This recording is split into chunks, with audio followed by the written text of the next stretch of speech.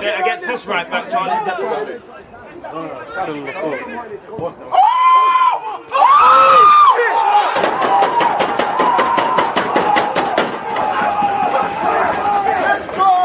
People deluded, I'm back again. Come on, Ian, man. Come on.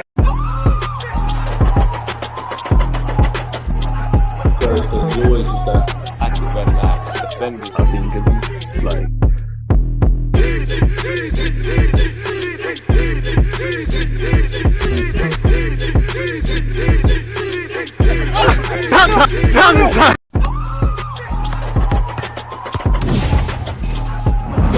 always just that active red line, defending. I think it's like.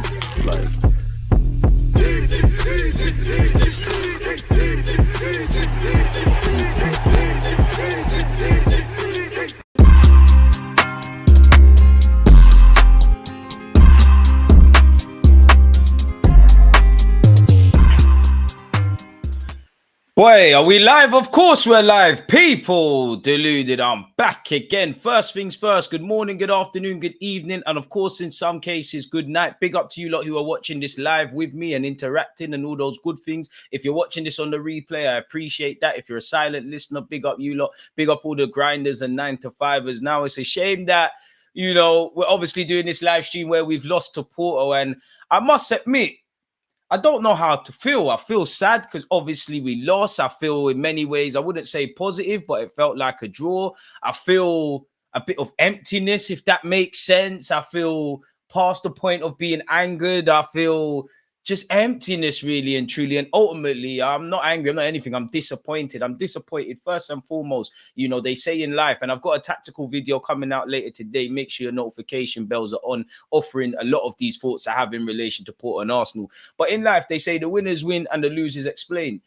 And that's what we've got to do, really and truly. I think you've got to be gracious in defeat, really. First and foremost, you have to give credit to Porto. It might have been ugly. It might have been unattractive, but it was so ugly. It was beautiful. They're in the driving seat because they've beaten us and they're coming to the Emirates where we need to score 1 goal minimum to get something out of it. Obviously, 2 if we want to go through. Obviously, on paper, we're one of the best scoring teams in the Premier League and the Champions League, regardless of the blip. We've got enough quality to do it, but I don't know how that game's going to pan out. We've just got to accept it, hold that, hug that, make love with and embrace the fact that we lost and accept that. Get on with it with Newcastle. There's no time to feel sorry for ourselves, people. In the same way, when we beat teams and we win games, we love it. The next day, the work starts, and we know what we need to do against Porto. It's as simple as that. Credit to Porto, though, because I think their game was very street smart. They disrupted our rhythm. They just, you know, they for all the corners and things we had, you know, we really didn't look like we was going to score. So they did well in that regard. They were rigid, they were compact, they were narrow. They killed any potential rhythm we have with a number of fouls. Ultimately, there was an element of street smartness. Of course, we had possession and all of that jazz and technically more shots on target, but possession is 9/10 of the law with football, and possession is king, but it's what you do with it, really. And I feel like we cheated ourselves. There's been several times I've sat here with you lot and said, I think you sign up for certain results or realities in the game, not to find excuses when you have an inability to cope with key players not being there. Yes, we beat West Ham and Burnley and take nothing away from the players who came in and what we did, but the dynamics are different. Porto are better than them. They had more of a threat. It really and truly, you know, what did we really create? You know, a couple of misglancing headers from Havertz and Gabriel. You know, Trossard was banging them over the corner, over the bar. Sorry. Apart from that, what really did we do? And I think it comes down to midfield. You know, Odegaard for me is really and truly the only one that I would say played anything close to good. But Odegaard, while he's dropping deep and all these things, he's almost having to do 2 people's jobs. He's having to be that 10/8.5 for himself and what Arteta demands, and he's having to go over to me. He's having to do a lot more in midfield because Kai Havertz is venturing forward or being told to venture forward. And I'm not knocking that. One thing I like about Mikel Arteta, obviously, look at your player's strengths and weaknesses. Kai Havertz is terrible in terms of build-up play. What he can offer us is someone that's going to muck in and run in behind, for example. When he's running in behind and leaving that gap, that's where the issue is. And obviously, if we're not trying to find him, then there's that. Kyrgios is obviously playing like a traditional left back because the inverted thing didn't work. So Benjamin White's doing that. Benjamin White's doing that means there's no overlapping for Bukayo Saka. Saka is receiving it on the halfway line, and there's several players next to him. Declan Rice is trying to do everything. You know, I think Odegaard, and I'm not making it about Kyrgios and Havertz because everybody was crap. Let's be honest. If we didn't win the game, we didn't win the game. But there's gaps in our squad. And I know we always waffle about the players that aren't involved as the messiahs, but I can't help but I was definitely crying for Jorginho to enter the field of play. 100% I was crying for Jorginho to enter the field of play. When he did play, it was horrible, really and truly from him. All right, cool. But this is why we need a number 8. We're not going to get to where we need to get to as a football club until midfield's addressed. I want to wake up and Kai Havertz is the midfielder I'm thinking of. You know, if Partey and Rice were there, maybe it's a different story. If we had Zinchenko at left back, for all his faults defensively, he could have offered something with what we saw. You know, Timber as well by that stretch of the imagination. We defo could have done with Jesus. But yeah, and I know we showed our naiveties really and truly, you know. Again, it's moments that make the games really. You look at, we're not Real Madrid. I know some of our fans, you know, were saying bring on Real Madrid. We don't fear anyone. You know, even some of the bookies have us as favorites. But this is what I mean about we can be our own best friends and worst enemies. And we have these naiveties in our game with how we approach things and what we do. Martinelli highlights that, you know, had that pass come off in the dying embers of the game, we've got a counter attack and maybe there's a different reality. I can only talk about what happened. Martinelli's played a stupid pass. We've lost the ball. You know, I believe Declan Rice and someone else, you know, is it Galeno or something like that, who apparently scouts were at the game to watch and they saw a fantastic strike. He's one of the best performing players in the Champions League. You're letting him size up for the shot. So Martinelli's lost the ball. You're allowing someone to shoot. Raya's position is terrible. It's a combination of errors. You know, in between the game, we were, quote unquote, I don't know where you're at with domination because I think both teams kind of cancelled each other out, but we had more possession, we had more shots, we had more set pieces. For a set piece FC, we didn't really do anything with it. But that doesn't matter. And I'm not here to say Raya's at fault, Martinelli's at fault, this guy, that guy, and the third. If it hasn't gone right collectively, you know, apart from Odegaard and even him, if anybody can leave that pitch and say they gave it their all, they couldn't have done better, fair enough. Nobody did. And even if you want to blame Martinelli, Raya, whoever you want to pin the blame to, Mikel Arteta, you know, for that moment that led to the goal, that's cool. We could talk about that and we need to do better in that. Last time I checked, football's a 90-minute game, and that's happened in added on time, which I believe there was 4 minutes. So how are we accounting for the other 90?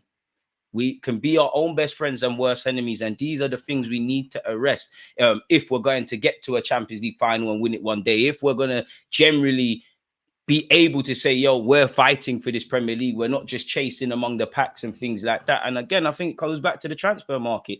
I'm not here to waffle about January, yeah, FFP and all of that, but we needed a midfielder. You know, Arteta said we've got one of the finished squads and all of this jazz. Bro, Champions League is crazy. You know, while I like the fact that some players have come in and done well and against Burnley and West Ham, the dynamics are different. Both them teams are in terrible form. The way the game went, none of the players who have come in really had to show real quality, especially in midfield and in defence, you know, really be tested in that regards.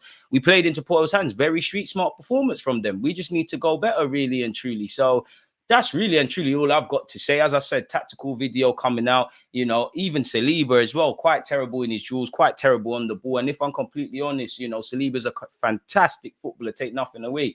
But when the Burnley game started, he was moving a bit mad with his passing. I don't think he was terrible against Porto, but I was shocked with what I was seeing. You know, Nottingham Forest, Zinchenko's made the mistake, but I feel Saliba showed his naiveties. As much as I believe in his potential and I think he's a good player, this is sobering reminders that these players are not where some fans have them. They're going in that journey, you know. I do believe that we've got some players that can be elite, top class, world class, whatever you want to label them as, but they're not there yet. The vast majority of them are not there yet. So I do feel with how we set up and the byproduct of injuries and what we have or haven't done in the transfer market, you know, it kind of played into Porto's hands. And I'm kind of going beyond the Porto stuff because this is things that we're seeing game in, game out to a point.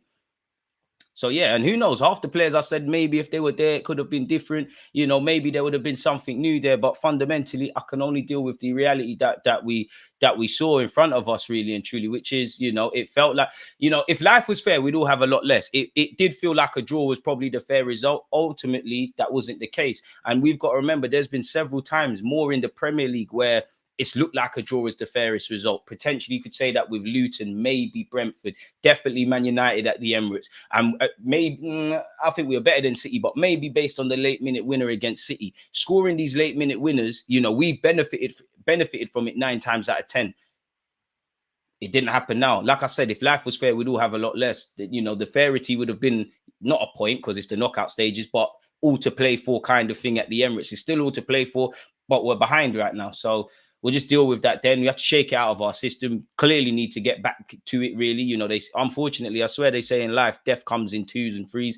But hey, it seemed one thing that we haven't been able to do for a while now. As if we have one setback, we seem to have another one. So I know I'm talking about the Prem and the champs. We've got to shake that out of our systems, forgive ourselves, accept the fact that we can't go back in time and the future provides uncertainty. There's no time like the present. Fix up for Newcastle, get back with it, and let's see if we can laugh about the result we saw yesterday, provided when the next game comes around, people. Smash the like button and subscribe if you haven't, people. Expensive Everton didn't work yesterday. It's crazy. Big up yourself, True Gooner. I can only comment on what I see, man. Big up yourself. You said, do you think Arteta was playing for a draw? No, because like draw don't really do much. I hear the premise. Sometimes you could play for a draw at a dodgy ground. We don't travel to Portugal well. Mikel Arteta don't have even the best of records in Europe, really. You know, I hope the Porto game doesn't go in the same way Olympiacos did, Villarreal did. I'm defo missing out another sport in Lisbon. And I said it before the Porto game, you know, I think damage is done in these moments in the first leg. So the boys have to go again. Ultimately, I think we lacked a lot of street smartness. You know, you cannot let my man shoot. Raya's positioning has to be better. Martinelli cannot show that naivety, really and truly. Big up G1. Nice to have you back. But I wouldn't say we were playing for a draw. I don't think we were playing for a draw. I just don't think whatever we tried didn't work. Like, I think it was a mixture of Porto did their homework. They limited the space. They were compact. They didn't let us play. We all know there is an over-reliance on a few players within this team if we're literally going to progress defense to midfield and attack.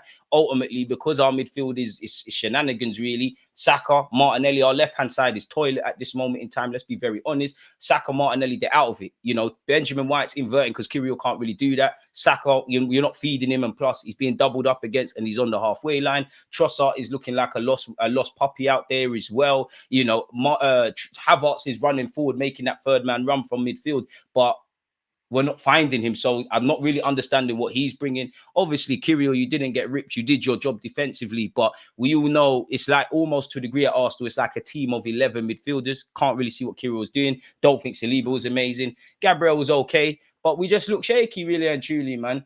I'm peed off, but it's not over yet. Hopefully these men can turn it around at the Emirates, and that's all they've got. That's all they've got. And it was a fantastic goal from Porto. Big them up, K. Shout out to you people as well. Porto manager said you lot wanted to play whilst they wanted to win. There you have it. That's a bossy quote. And again, make sure you've got your notification bells on. When the tactical analysis video lands, just waiting on the thumbnail.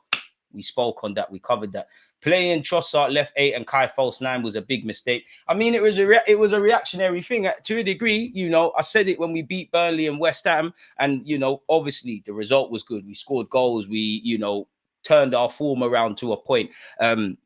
And well, maybe not so much Burnley, but going into the West Ham game with the amount of players that weren't there, we was all thinking, oh, what's going to happen? And it did show that players can step up. It did show that there is quality to a degree, to a certain point in depth.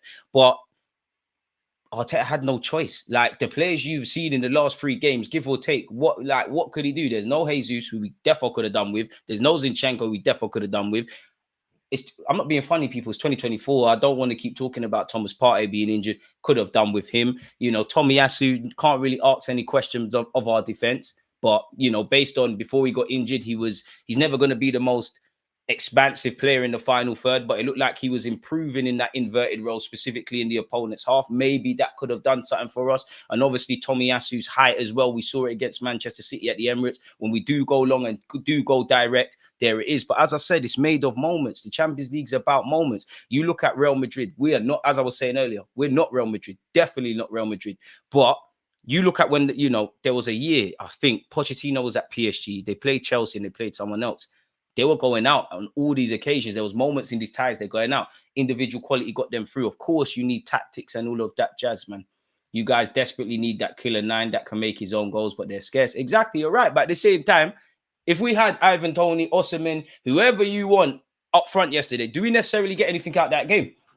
Because last time I checked, what of note was created? If you're real, Porto had the 2 standout moments. Had it ended 0-0, the biggest highlight of that game would have been in the first half where I think the balls hit the post or something, then the follow-up effort's not good enough. There you have it. Arsenal 4-1 at the Emirates second leg. I'm with that. Fans were saying we don't need a 9 after goals. I wasn't fooled. People were saying dumb crap, man. Partey can't get in this team. We don't need a striker. The goals are shared about, blah, blah, blah. And a lot of these things in isolation are not wrong, really and truly. But it's lying. It's not exactly lying, but it's not telling the truth. Raya shouldn't be at Arsenal. I don't care how many quick throws and passes he makes. This is like the third or fourth time this guy gets caught off his lines. Why is he standing there? Listen, Raya has to do better.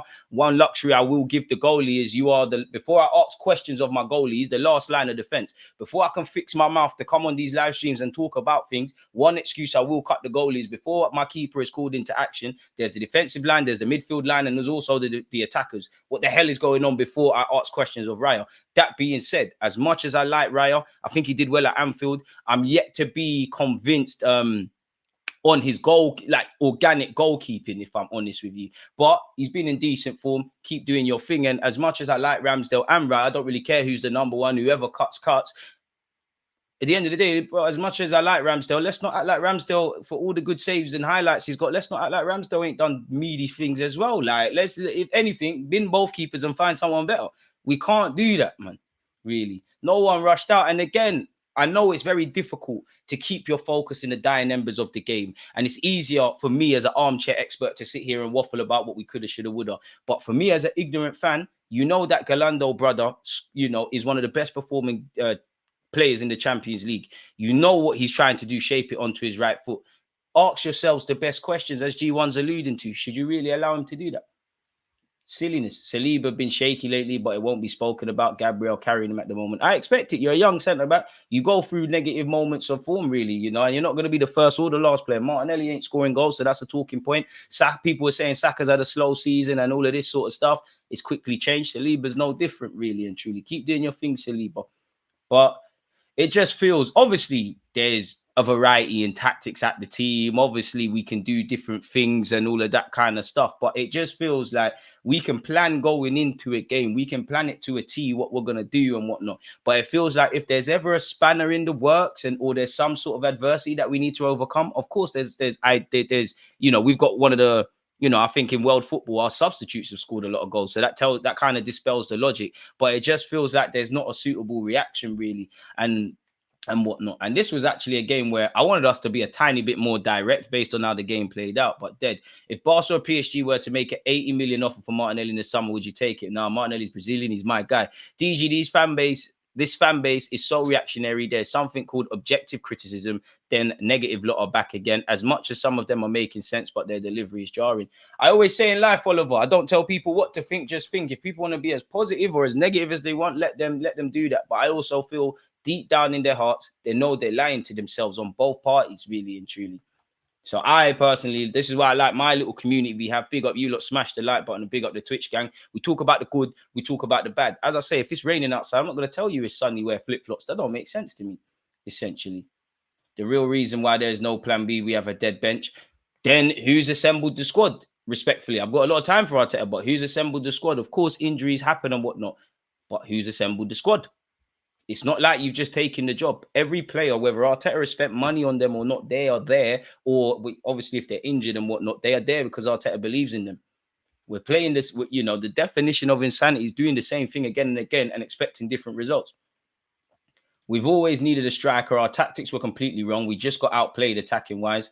I don't even think we got outplayed attacking-wise. They just took their chances. So I guess that is the case. I don't think it was, if you watch that 90 minutes, it was the greatest poster game of Arsenal's return to the Champions League knockout stages and Porto this. They just took their chances. And I'd rather be in Porto's spot. In the same way, I'd rather in the Premier League, when we played West Ham at home, when we played Aston Villa, when we played Newcastle, I think them games and even the Porto one, I think we could have got a bit more. I feel a bit disheartened as a fan that we didn't get enough. But at the same time, did we do enough? I don't think so. We had a striker, but Arteta didn't like him. We're still doing the Aubameyang thing. And Nketiah don't even get cameo minutes anymore. Clock these men on mid, which is why I don't understand why we didn't sell him. There you have it. By argument's sake, Arteta is reserved the right to do what he wants with his team and, you know, take the praise and criticism as it comes. But, you know, we always know, obviously, if being a goal scorer was the premise of Arsenal's attackers, would Trossard necessarily be playing up there? Would Havertz from time to time necessarily be playing up there? As much as I like Gabriel Jesus, is it there? I like all three of these players, and I'm not knocking them, but yeah. Vieira hasn't been available for ages and tries to do this rotunda thing on the bench against his old club. But hey, I'm sure he didn't come on, did he? I'm sure he'd be disappointed if he didn't. End of the day, we've got to hug that, man. We've got to hug that. And if anyone don't rate Arsenal internally or externally in world football G1, who cares, man? I know fans will see your comment and want to argue with you and whatnot. Who cares? You earn the right. Nobody rates you, make yourself rated. It's as simple as that. In my opinion. Even Costa was talking before the match and they backed it up. Bro, you can talk as much as you want if you win the game, which they did. Simple business. You got to earn that, man. DJ, I'm not having this blame the ref or they dive stuff. We were so naive. We even thought they wouldn't play like that. I think again, Porto, it was 100% street smartness, real street smartness from Porto, in my humble opinion. I won't lie to you lot, because anyone who's played Sunday League, right, and obviously this is professional football, is very different. When any one of you who has played Sunday League football, any sort of football, when you know the ref is shaky, or you know it's a thing where whoever makes the most noise, the ref is going to be on side, naturally you're going to play on that. Essentially, you're gonna play on that. It was a bit dodgy when Rice got a yellow card from the jump, but you're gonna play on that. We should have played on that. They were narrow, they were compact, they fouled us. I'm only saying they fouled us because they disrupted the rhythm. I think some Arsenal fans, you know, they come out and say, "Oh, the other team didn't want to play" and all of this. Bro, does it make sense? Why would I'm not saying that you should be negative, but if they know if we make it a football match, Arsenal could kill us, you're going to mitigate against that and try and disrupt them, on top of the fact that, you know, Kyrgios is not offering enough at left back. Kai Havertz is an enigma in himself. And just about every, you know, Benjamin White's having to invert. Saka's by himself. We're kind of defeating ourselves to a degree. Yo, DG, definitely need to get rid of deadwood players, and the likes of Zini, Havertz, Trossard can be brilliant squad players. And with that, and no shots on target. We got the cannons on our crest, Gunners. We bust blanks yesterday. Horrible, man. So we've got to hug that, man. I'm not with all of this blaming one player and they're the reason and this, that, the other. We're all in this together. All the 11 players that played and whoever come off the bench, and obviously the manager. You know, for the manager, Mikel Arteta, you understand football way more than I could ever comprehend, and I like you, but you know, you can have all the possession. There needs to be some life to it. At the end of the day, no matter how you want to set up things, you need to put the ball in the back of the net. And to be honest, regardless of what our goal scoring thingies are saying, regardless of the goals we found lately in the Premier League, let's cut the crap. We know we can go to another level goal scoring, you know, and you know that there's not too many players in the Arsenal team you believe are going to get, come the end of the season, a strong catalogue of goals. Saka's probably the only one I'd bet my money on because he's done it. I think Jesus can get 10, 11 if fit, but that's a big if in itself. Trossard can get goals, but is it going to be to a certain extent? Martinelli and Odegaard, very good players. Defo can get goals, but last season was the only time they showed you they could be consistent goal scorers. So was that where they're showing a new aspect to their game, or was it a purple patch? I don't know. I'll leave you lot to, you know, say what you want. If you don't shoot, you don't score. Martinelli's still missing. Aubameyang is better than Nketiah, 100%. But like, we're conflating and adding things out of context. And even though I didn't want it to go where the way Aubameyang went, Dean, he's not here, innit? Like, he's not here. Ain't been here for 2 years or so now. Like, we're not gonna get nothing out of it. You know, if anything, focus our energy on why there's no Tony, there's no Osimhen, there's no Vlahovic, there's no this, there's no that. Ultimately, you know, we're going to live or die by the standard of some players. It's crazy, really and truly. Chelsea will flog us. Like to see it, mate. Big up you lot, man. Big up you lot. When these European nights keep reoccurring, then I can't look past the manager. It's not a coincidence, and I'm starting to look at the gaffer more critically. You should. For me, I like Arteta. You know, I don't like it to the point where I'm like some fans, Arteta will die. Like, if I like what you're doing, I think the reasons for you to stay are bad. You staying does more than leaving. But if there was a manager that can now take us to winning league titles and showing a lot of the naiveties Arteta doesn't show, then I'm all for that, really and truly. But if you rate the guy and you say he can be this, that, the other, when it goes right, pat on the back, praise. When it goes left, boy. And what I hope, and I said it again, I said it and I say it again, smash the like button, which I've said again. What I hope is that I'm not going to look back, regardless of what happens at the Emirates, I'm not going to look back to that Porto game and say the first leg, because I said that against Sporting. I said that against Villarreal. I said that there's definitely another one, there's Olympiacos. There's several times. So the players, Mikel Arteta, you got to look at what we're doing, innit, really. But again, the narrative, you not know football, the narrative can change. And I do think it's very simple to say we sign a striker and we would have scored or had more shots on target. I believe a lot of that, but are we really, is the system really providing chances? It weren't like the one luxury I would say, yes, like with the examples I said yesterday, West Ham at home, I believe I said, Newcastle away and Villa away. The only one I would kind of reining back was probably the West Ham game and say, yeah, maybe if there was because we had like a billion chances, maybe if there was a striker there, you could even say Liverpool in the FA Cup, if there was a striker there, maybe something different. I don't know though, man. This is all if spots and that. I'm blaming Raya and Arteta the most. Even if nobody closed the guy down, he should never be off his line, especially in that time of the game. They were constantly attacking us. So why stand there? I hear that. And for that moment, I hear that. If you want to blame them, blame them. But for me, there was 94 minutes of football. Okay, they take the blame. We can see the goal. It happens. Saliba's made mistakes. All right, they hold that. Why haven't we scored 3 then? Why haven't we scored 4? Why haven't we scored 1? Across 90 minutes, the other 90 minutes of the game. That was 30 seconds to a minute segment. I hear you, Fire, but like, well, going for the other, well, in Raya's case, the other 10 players. And sometimes a manager can get his players out of trouble. Sometimes the players have to get a manager out of trouble. It's a two-way street. You know, you can just go on Google and see Arsene Wenger and Sir Alex Ferguson. Naturally, Jose saying that a lot of times. I believe even Pep Guardiola, man. I'm okay if we fail in the Champions League this year. We need to trust the process, learn and earn experience and come back stronger year after year. Rice could have blocked the shot. I said that. Rice should have blocked the shot. To be honest, I feel sorry for Rice because I can't remember the other player next to him. Stop the shot. You got to die to get there, man. It is what it is. I don't trust anything blindly. I like the way we're going in, but I think the conversation is slowly but surely kind of shifting to, all right, cool. One love Arteta for the rebuild. Now, can we get to the latter stages of the Champions League, potentially win it, or arrest all of the variables that we can arrest in this team? Having the right squad, having, you know, diversity in our tactics, having simply the quality and depth, keyword quality, and ultimately getting over the line in the Premier Champs. I think the conversation is now shifting to that. I don't know who's calling out IG when you're being an idiot. You need to specify other Arsenal fans. You've never heard me call out Foden. You've never heard me call out Real Madrid. So, yeah, man, I hear the banter thing, but we're trying to have proper chat here, man. Fans always try to run agendas to make excuses. You can't blame the guy for that moment, but we didn't do anything in 90 minutes. And then we start waffling about, the ref. And a lot of these things in isolation play the part. And at the end of the day, as you know, CeeLo, this is coping mechanisms. You know, there's very few things in life that grown men and grown women, you know, can be upset for weeks and days and hours and don't want to eat and all of these things. Then football. So I understand it. If that helps you sleep at night, I believe it's quite simplistic, but fair enough, man. I always say, I don't tell you what to think. Just think, people, really. Again, hit my YouTube community tab, people. I will be doing a live stream on She Knows Arsenal, aka Jessica Black's channel at 3:30. And we'll be recording a video for my channel. So yeah, go on my community tab. If you've got any topics and conversations or points that you want us to go over in my video, let me know.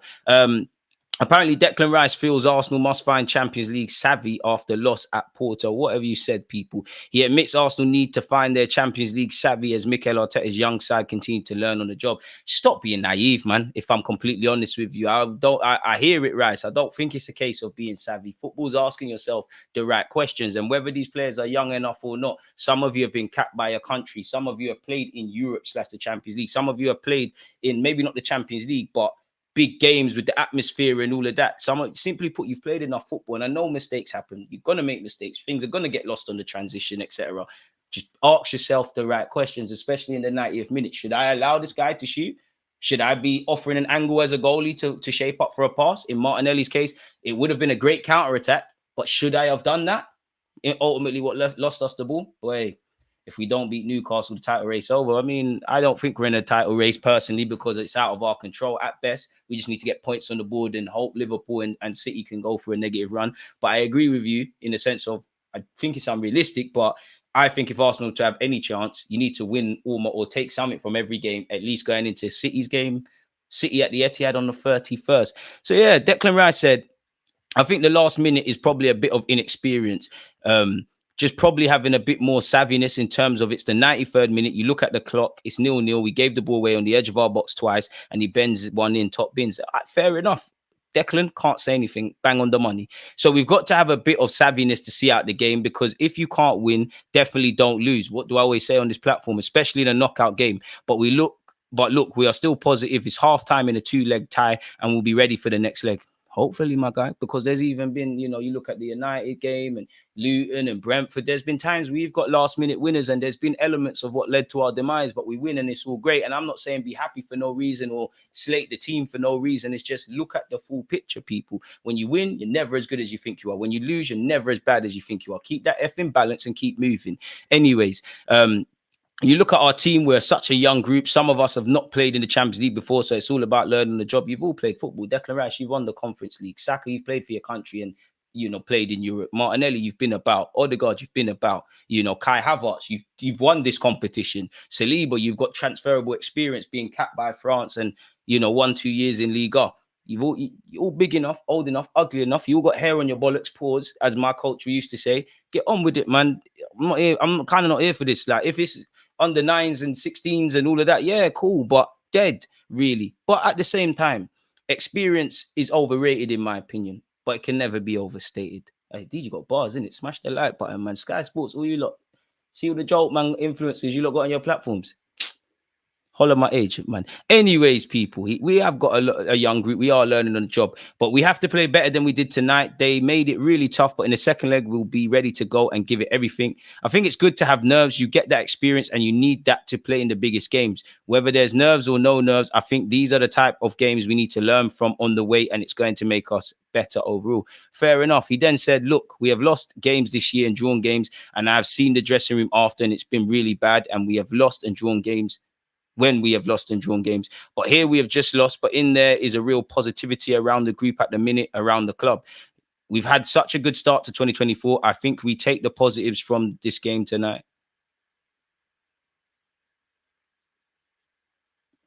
But also see where we can improve. It's going to be a big game in 2 weeks' time, and we'll be ready for it, inshallah, man. That's all I can say.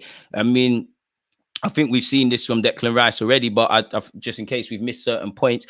So frustrating. We worked really hard, prepared really well. Obviously, it wasn't meant to be in terms of the way we created the chances tonight. I mean, on the, we had shots on target, possession and that, but so yeah, but and some, sometimes you just need to get an ugly goal and keep it moving. But honestly, like, really, what did we create?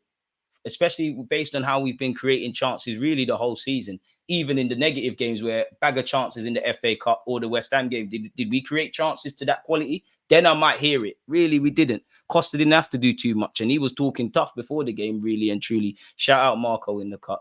It's still possible right now, but if it becomes 4 points, it'll be too much. I want to be wrong with Arsenal winning the title in it, but I believe in life, I like to control the controllables, and I can't stress about the uncontrollables. What we can control is getting points on the board. What's uncontrollable is if Liverpool or City are or aren't to drop points. So once you move into that territory, for me, it's a myth. But anyways, yeah, he said we worked really hard, prepared really well. Obviously, it wasn't meant to be in terms of the way we create the chances tonight. After the start of 2024 there's a lot to learn, a lot to take from tonight. I think that's a real positive. Obviously, to concede late is a real kick in the teeth, but the positive is it's half time in 2 legs. We've got the home leg now, which we're going to be fully up for with our fans and have that goal to reach the quarterfinals. Declan Rice, obviously 65 minutes into the game, got booked. He said it's really tough when you look at the clock and you see 1 minute 30 and you've been booked, especially for a player like me who makes tackles and gets involved in that time of game. You have to use your head, use your experience, and know that you can't really be getting involved in too many other duels. But I did get involved in some other duels and won my tackles. Like I said, it's just about having that savviness, and playing with the brain. So, I mean, was that in the back of your head with not blocking the shot, Declan Rice? I don't know. Mikel Arteta has spoken, people, and he said, no, obviously, we're very disappointed by the way we gave the game away at the end and not managing that situation well enough. And you get punished in the Champions League. If you cannot win it, you don't lose it. Tell them again, including yourself. We really dominated the game, but we lacked purpose. There you have it. You dominate, but you lack purpose. What's the point working hard with no end goal? Fair enough, especially in the first half, to have much more aggression, to break lines, to play forward, to generate much more threat in their back line. In the second half, there were much better things and we generated a lot of situations without really creating much from it, but we'll learn from it. Now it's clear, it's half time. If you want to be in the quarterfinals, you have to beat your opponent. That's clear. And that will be the purpose and plan with all our supporters together to do it. Then he said, people, on Porto, that's the context of the game. We knew we were prepared for it. That, based on what we saw, I don't know. That's something the referee has to manage. We cannot do anything about it. and we're going to have to handle it and play our game. We can't always be waffling about refs and teams kicking us and things. You look at City and Liverpool and Barcelona and half of these teams that done invincibles, even though we weren't winning Premier League titles, when we had the Santi Cazorlas, the Cess, people are kicking us. It comes with the territory. If I was playing against us, I'm going to kick us as well. You're going to try and discourage us, really. Anyways, and disrupt the rhythm of the game. The ref was bugging, but I just feel Arsenal fans, we get into this territory where we're always crying about the ref and all of these things, which again, in isolation is a factor, but it's not really what paints the full narrative. Subscribe and smash the like button. On if we didn't press well enough for Porto's goal, especially with the way we gave the ball away 3 times in a row in that area, we cannot do it. So it's like putting your hand in a fire. If you don't know what fire is, you put your hand in it once, it burns you. Shame on the fire, but you should learn from it. You now put your hand in there a second time, then you're an idiot. You then put your hand in it for a third time. You're an effing idiot, aren't you, really? And you're going to get burnt, and you probably ain't going to get no fingers. And we're making a difficult task in qualifying to the next round of the knockout stage of the champs even more harder now, people. And psychologically, yes, we're going to be at the Emirates. We're going to have our fans and all of that, but Porto in the driving seat, and they looked a lot more street smart and experienced side just in how they were operating across 90 minutes than us. But fair enough, man. He gave it away 3 times. We are very used to playing against the defensive block. As I said, especially in the first half, we had certain things we will learn from and be better in the return game. Then he said, well, it's only the last ball. If in 94 minutes we didn't have that naivety in that one, I think it's a bit cruel to judge it. It's true, but life is cool, my brother. There's people that work very hard. If life was fair, we'd all have a lot less. There's people that work very hard to reach their goals, myself included. You're not there yet. Life is cruel, bro. Football reflects life. It's cruel. There's been many times, as I said, United, City, Luton, Brentford. There's been many times across football this season where life has probably been cruel to the opposition, but we've benefited. But it's true that it had a big impact on the result. A lot of other things that they've done for the first time here, it was very good. He then said, credit to them, they defended well, but it's true that when we got into certain situations, we didn't finish the action or put the right final ball in the cross or from set pieces as well. Every time we were touching somebody, it seemed to be a foul before we even kicked the ball. So we'll learn from it and be better. Then he said, on the pitch, I don't think so. I think the pitch was good. It was fast, but we're used to it. Don't want to hear nothing about the pitch, man. I know you lot are professional footballers, but I don't want to hear nothing about the pitch, man. Before any of you kicked a ball for Arsenal Football Club or any clubs you played before, you was in humble beginnings. Respectfully, some of you were playing in certain places in the world where what is a football pitch? It don't make sense. You're just playing football. Dead. We haven't been good at home in Europe. Boy, we're going to have to find a way, man. We've got it all to do, man. It's stress, really, but it is what it is, man. This is what comes with supporting a football club or just loving the game. You're going to have some wins. You're going to have some losses. It is what it is, people, man. So we have to keep it moving, really and truly. But with that being said, I'm just aware that 3 minutes from now, I'm going to be on Jess's platform. So yeah, man, join us over there. Make sure you've smashed the like button, you're commenting. Check out my post-match review from yesterday. The tactical analysis video will be out for you as soon as the thumbnail's done. So make sure you've got your notification bells on. Big up you lot watching this on Twitter and Twitch. And yeah, big up you lot offering your opinions and just being part of the nation. Please comment, smash the like button, all of that. Journey to 70k subs alive and kicking. But for now, safe.